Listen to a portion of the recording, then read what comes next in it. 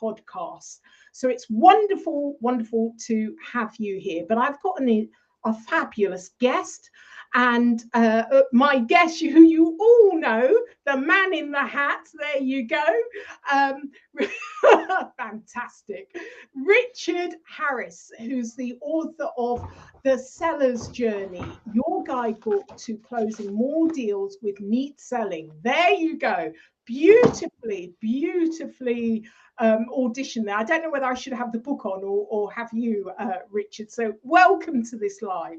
I do have the book recorded in audio. You might win the argument though if you argue with the audio version of the book, right? Oh, yeah. Talk back there, so I might do. So feel free to do a live audio reading of my book. I would not be opposed. So, well, we've only got half an hour, Richard. So yes. Yeah. So we would love to have others on the call with us.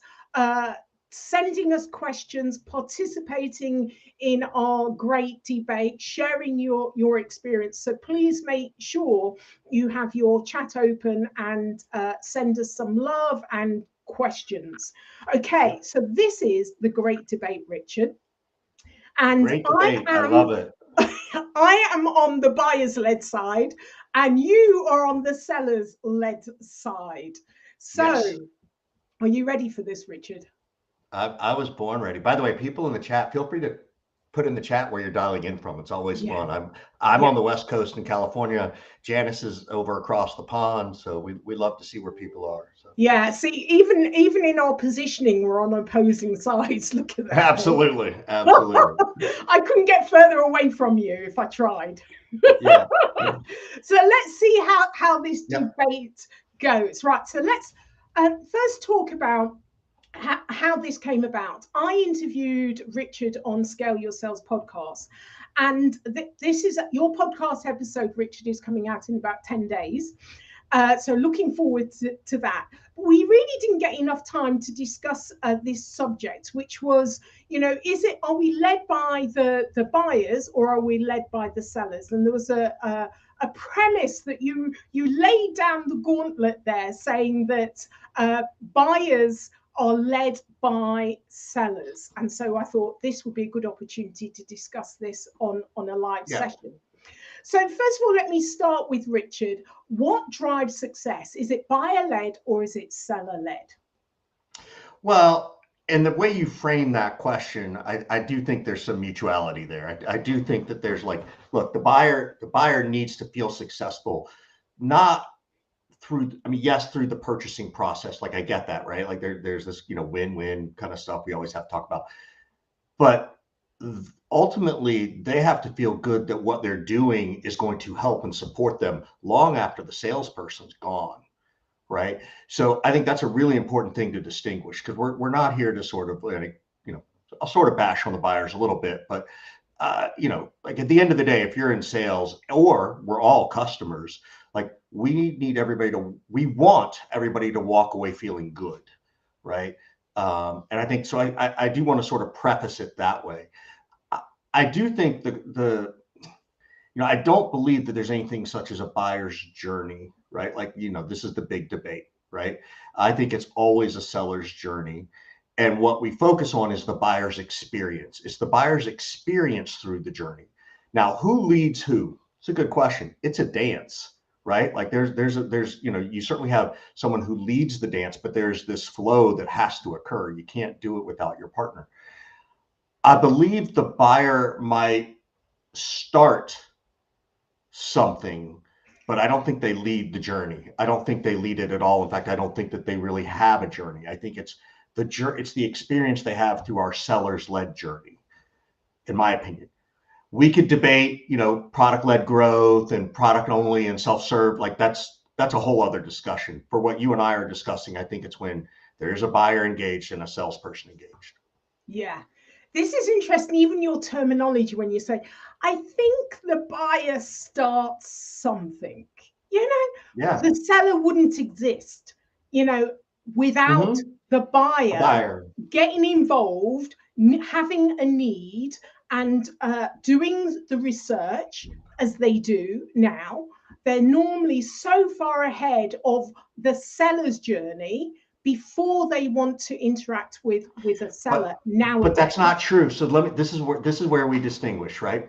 So before a buyer does any of this research, something has to happen. They are either had a bad experience, or they're planning ahead to avoid a bad experience. So they are looking for an experience. And in that moment, to your point, they start to go do research, right? Where do we go? We all go to Google. From that moment on, it's up to us, the salesperson. Did our SEO show up the right way? Do they land on a landing page that they'll keep looking at? How many times we've landed on a landing page and go, nope, I'm going back to the other 6, the other 9 blue links on Google, or the ad, the SEM side. So that to me is where it's about the experience. Okay, maybe I get that. You're talking about experience, and why aren't you talking about there's a need? So I said they've either had an experience or a poor experience, or they're trying to anticipate an experience. Well, actually, it's not an experience. How can you anticipate something that doesn't exist? It's a need. It's a need. They actually are aware of a need, whatever it's positive or negative, future or in the past, or they're not aware of the need, in which case the sales dynamics is going to be completely different. But we're talking. But if you're not aware, but if you're not aware of a need, why are you going to search anything?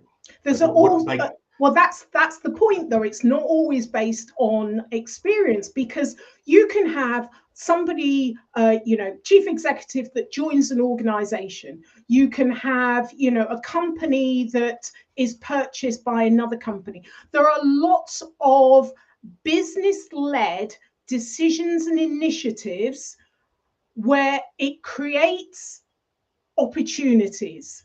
Right? It creates a need. Well, now you're using my word, need. Which then means that there's an experience they're trying to maybe they haven't had the experience. How can you call it an experience when it doesn't exist yet? They haven't had it. An experience is something in the past. But they have to. So, all right, this is good. All right, I appreciate this challenge. So, is it possible though that if that need exists, isn't that need based on a desire of a certain type of experience, whether they felt it or not? Like, let's say, for example, let's use your example. One company buys another, one's using HubSpot, one's using Salesforce, right? At some point, there is this need to bring these two things together, right? Like, how do we get these two different systems to, by the way, neither of these people are sponsoring us, so HubSpot and Salesforce, you owe us a lot of money. So there is a need to solve this problem. And part of that need is, well, we've got to find an experience that works. So maybe we're viewing it from in different lenses now. And, as I say that out loud, I can see, well, you're right. No experience has been discovered. There is this need to solve this problem. But as soon as they start to look to solve that problem, they're looking at, how do I do this easily, the least amount of disruption, not going to drive, half my reps crazy on one side. Those are all, for me, experiences at this point, are we talking about the seller, or in your example, we're still talking about the buyer is analyzing their decision-making process, the alignment to the goals, which of the two packages is going to more succinctly fit their now joint needs of the two organizations coming together. They're doing all of that analysis. So they're going round kind of trying to assess what is the priority of the needs that they're trying to fulfill. Which ones can they compromise on? But they're doing all of that work before they're reaching out to a seller. Sure. And again,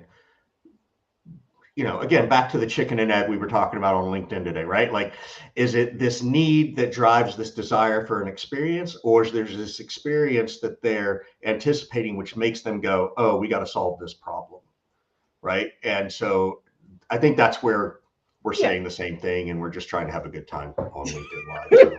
So hope we didn't disappoint anybody listening. So, we haven't finished yet, Richard. Come on. Don't All right. don't We're don't just getting start started. out the white flag at this stage. We're only 10 minutes in. You've got. Believe me, this is me luring you in. This is a Oh, is false it? sense of Oh, is it? security, Janice. I'm trying to I give you. see you. I see you. I know where you're going with this. Yeah. You're not going to get me. I can assure you. So, Sure. it's about understanding the deeper buyers, and I still say that it's a journey. It's much more than a feeling, like an experience in the journey that they go on, because there are so many more stakeholders, and certainly we know the stat that buyers, when we're talking about the B2B world, they feel that their needs are not understood by salespeople. They feel the process is complex and difficult, and that hasn't changed. And that is because we are so fixed on the sales process and controlling it so that buyers go through the sales process that isn't always fit for purpose. And I think that the dynamics is that we do not pay enough credence to the buyer's journey and the process that they have to go on in order to get to the point where they're willing to exchange money for products or service. But they're the ones that are in control of this, because if they don't put that money down, then we're going to have the usual status quo. Yeah, this is how I see it, right? Is that it's a little bit like the Wizard of Oz, right? And in the one instance, whether Dorothy knew it or not, she gets swept up in this tornado, right? And by the way, hats off to anybody in Florida. I hope you're not listening. I hope you're taking care of yourself. If you are in Florida, please take care of yourself. Not making light of the tornadoes and that kind of stuff. So she has this experience, and she lands in, I was going to say Never Never Land, but that's Peter Pan. But the land of, what is it? The land of Oz, right? She lands there, and she takes this one step onto the yellow brick road. Right? She takes that first step. That to me is like someone recognizing they have this thing and they're going to have to go through this experience. And the rest of the yellow brick road, she runs into the scarecrow and the Tin Man and then the flying monkeys and, all those things. Right. And I think that process absolutely needs to genuinely start from the buyer. Even on a cold call, the buyer's got to be willing to be receptive, right? Like there's a willingness that's got to be there. It doesn't mean they have to be receptive to buying. It just means they have to be receptive to a conversation. And I agree with you. What you said earlier is like the process is atrocious, right? For so many companies. I think that's why you and I are in business. So, everybody please keep making these bad decisions so Janice and I can stay in business.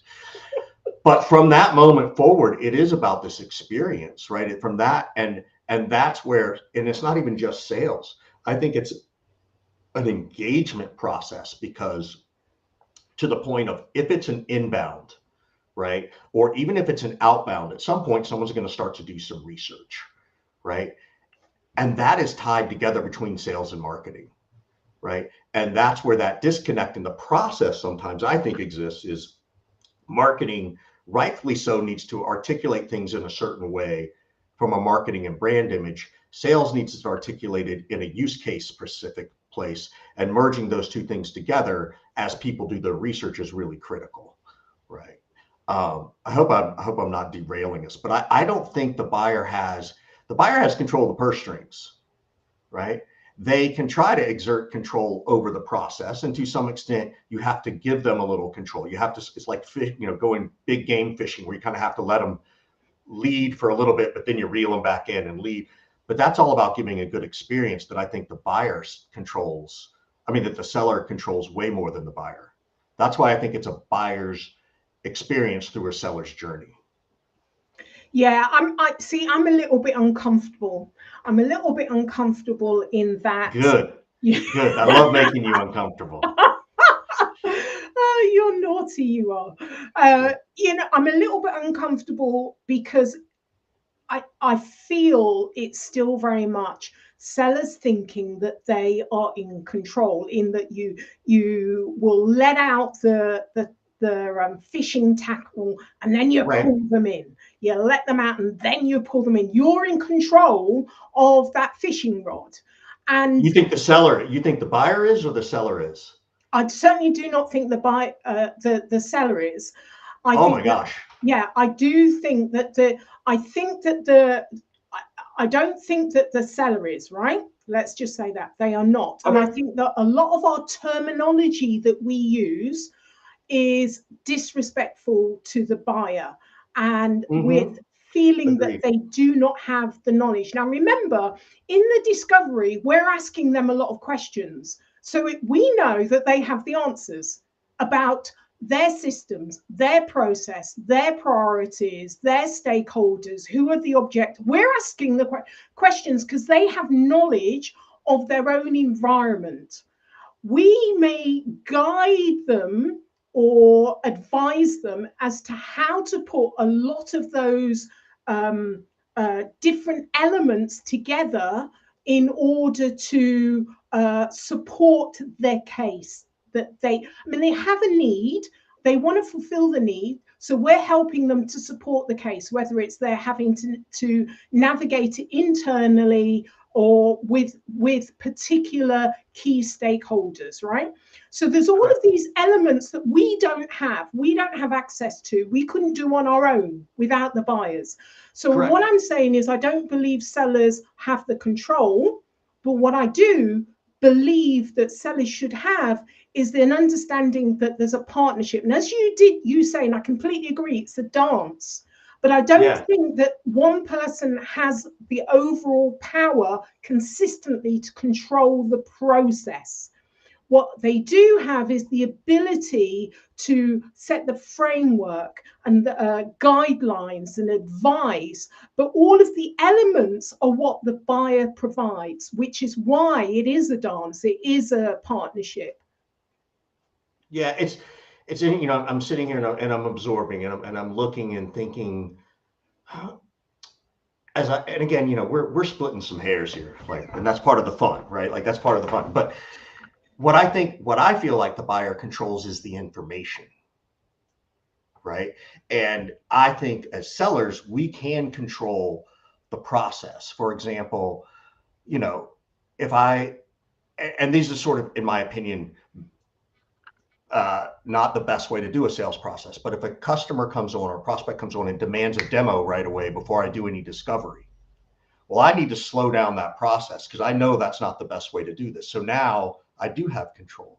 I believe that actually people, to what you're saying, is people do want to be led, and the experience they have through that is important. So if we get on a call with someone, if I'm calling Janice, there's the constant introduction of, hey, how are you? How's the weather? Et cetera, et cetera. And then there's this like, hey, Janice, before we get into everything, like, I just want to put some parameters around what we're doing, right? Like, it's our first conversation. I think we're both here on a fact-finding call. You're going to get some facts from me and I'm going to get some from you. We're going to ask each other questions. We're going to go from there, right? This is how I do every first call. So for me, I feel like I'm now in control. I'm controlling the flow of this conversation.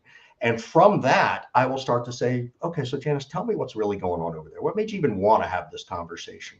Okay, tell me more about that. Well, what do you mean when you say you have this challenge? Because, it's very unique to your company than the next company. So I'm leading this conversation in the way that I teach and the way I do things, that I feel like the seller is in control. There are moments where of course, we all turn around and say, okay, Janice, you know what? I'm going to shut up. I've been asking you a ton of questions. What do you want to ask me? Like, what do you need to know? And now I am giving now I'm letting the line out in fishing. I'm giving them a certain amount of control, but in my mind and the way I do and think about things, they don't have control, because I know when to pull that back in and get that control back from the person. So again, maybe we're splitting hairs in how we see this, which is just sort of fun, but that's why I think there's less of a buyer's journey and more of a buyer's experience through this journey we lead them on. Interesting. Yes. Well, okay.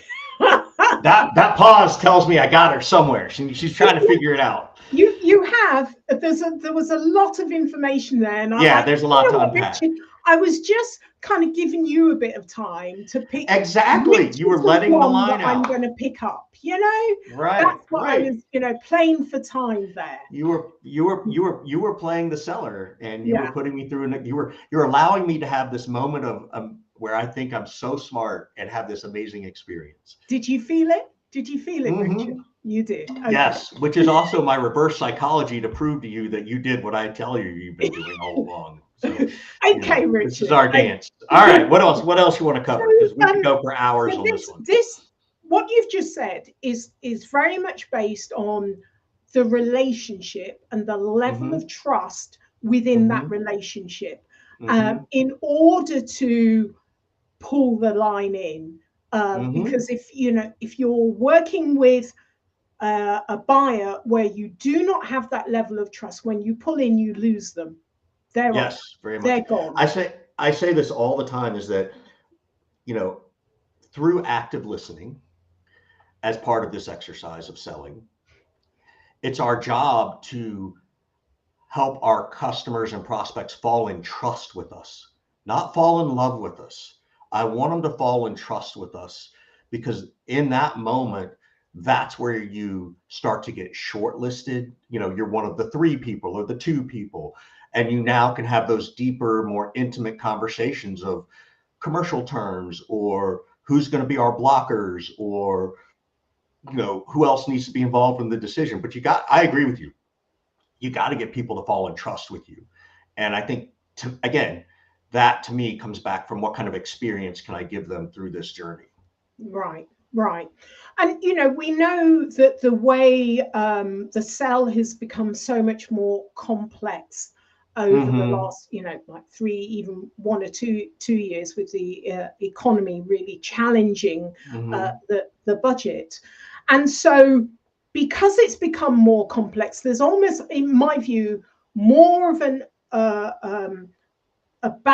shift of balance of power towards the buyer, because the complexity is in. I think that the sales process is often making more barriers and more barriers for customers. And we remember too much friction. I call it too much friction. Too much friction in the seller's process. Remember the Gartner diagram of the kind of buyer's journey. It's so complex. But actually, I think that there's a shift now to, within the buyer's environment, the complexity is there for them to, because there's so many more stakeholders, so little is actually on the sales process. And whatever process and methodology you might use, the greater majority of your energy is on managing the deal through the buyer's journey, process, environment. Right. To provide the right experience. 80% of your time in order to get the deal. It's managing the deal, not necessarily managing whatever methodology or process you use. Yeah, I agree. So, I created neat selling because I just needed to be creative. It's very good though, Richard. I read the book. It's very good. Thank you. What I will say to everybody is, you don't rip and replace. Like if people hire me and I'm like, don't rip and replace Medic or MedPick for neat. It could be possible that Medic isn't the right one, right? Or gap selling or whatever. It could be. It could also be that nobody's been coaching to it. So if you rip and replace it with mine and you're not going to coach to my neat philosophy, then don't rip and replace, right? So I agree with you. I think it's all about having that healthy conversation, that healthy dialogue, earning their trust, right? Earning the right to ask the questions that need to be asked, letting your prospects and customers know that, look, my job as a salesperson, our job as a salesperson is to help our prospects and customers de-risk whatever it is they feel in making this decision. And in many cases, and I will say this, I think you're like me, is that, like, look, I will help you de-risk making this decision. I hope that means you choose me. It might mean you have to choose someone else. So I'll take that as a karma win if I lose the deal, but I've helped you figure out what you need. And I think that's a really important piece because of the complexities of things, right?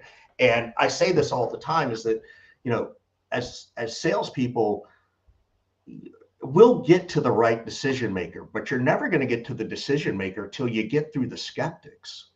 So I get on first calls and second calls, and I'll be like, hey, Janice, I know after this call, you're going to go have an internal meeting, right? That's what happens, right? We shouldn't be shocked by that. Janice, when you go back to your team, who's the most skeptical person on that team? And what are they generally skeptical about? Because I don't want you to be a ping pong ball. I know they're going to go in there and they're going to be like, Janice, what about this? You can be like, oh yeah, we could talk. What are those things? So that now I'm trying to earn some trust for Janice, show Janice that I understand she's got to go have this dialogue. And maybe I can give her a little information beforehand, knowing who the skeptics are. And what ends up happening, in my opinion, is sometimes the skeptic is the decision maker, sometimes they're not. If you ask someone who the decision maker is, they feel like that's intrusive. They feel like you're asking me, how much money do you have in your bank account right now? Right? And so I feel like these are the little things we've got to do to improve that experience, to change this seller's journey, because the journey right now is terrible in most cases, right? And find that way to respect our prospects and customers in a way that supports them through their decision-making process.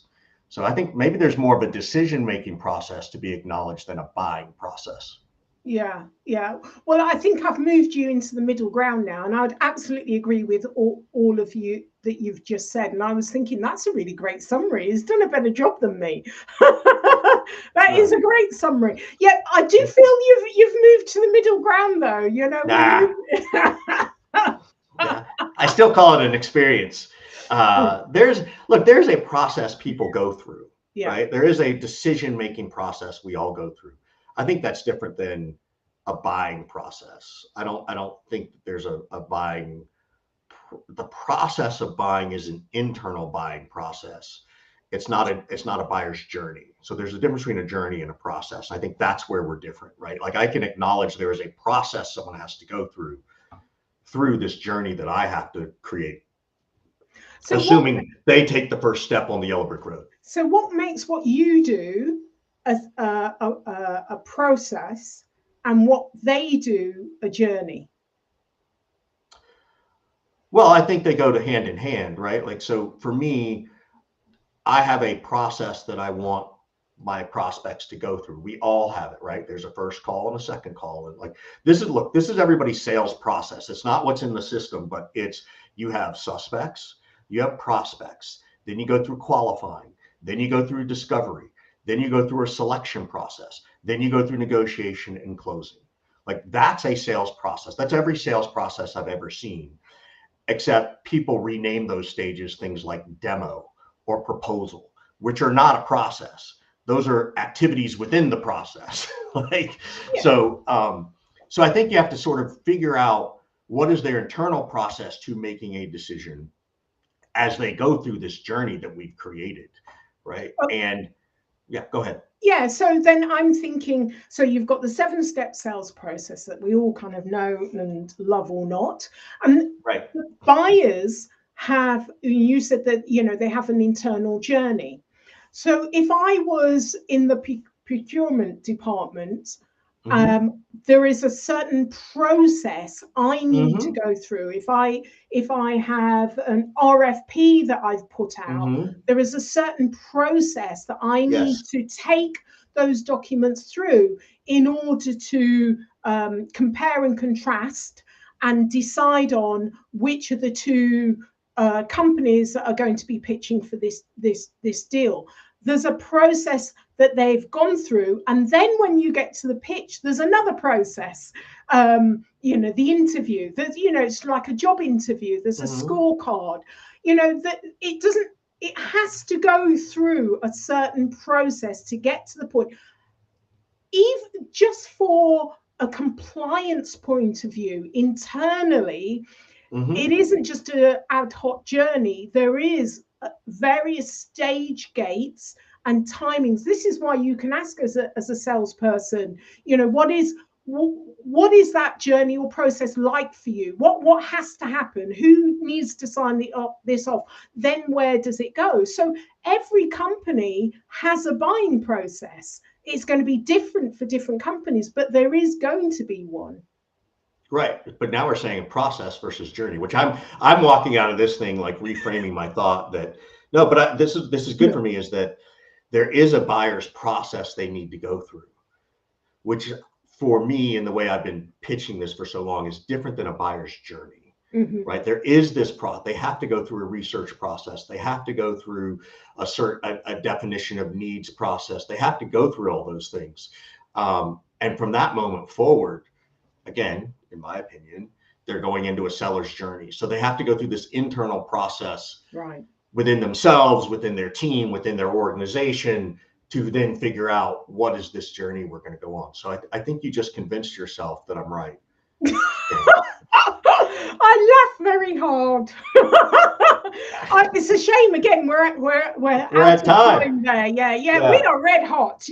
This has been most enjoyable. I enjoyed debating with you. Yes, we've agreed, we've disagreed, we've gone around in circles. The world is a better place for us having the great debate on the sales versus the buyer journey. So I've really, as always, had lots of fun with you and really enjoyed this. And you know what? Through all the disagreements, what's the best part is the love is greater. Like I just, this. We've talked offline. Like I can't wait to meet you in person one day and give you a real human HR approved hug, and just say hello and spend some time with you and just keep chatting this stuff up and all those things. So I appreciate the opportunity and thank everybody for listening.